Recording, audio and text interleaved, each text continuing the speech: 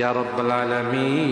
আল্লাহ, তুমি না কোরআনে বলেছো বান্দা যতই গুনাহ করবে আমার কাছে তাওবা করলে আমি তোমারে মাফ করে দেব। মনে বড় আশা নিয়ে আল্লাহ তোমার শাহী দরবারে ভিক্ষুকের মতো হাত বাড়াইলাম। তুমি যদি ক্ষমা না করো, কে আমাদেরকে ক্ষমা করবে? কে আমাদের মাফ করবে? ভিক্ষুকে একজনের কাছে ভিক্ষা না পেলে আরেকজনের কাছে পায়। এক দুয়ার থেকে বিতাড়িত হলে আরেক দুয়ারে যায়।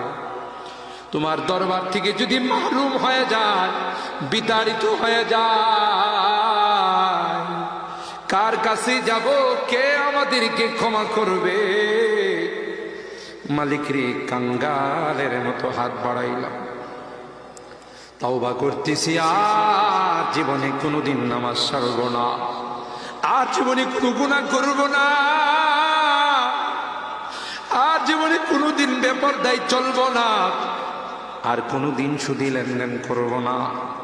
কিয়ামতের কঠিন ময়দানে আমাদেরকে তুমি গুনাহগার বলে ডাক দিও না।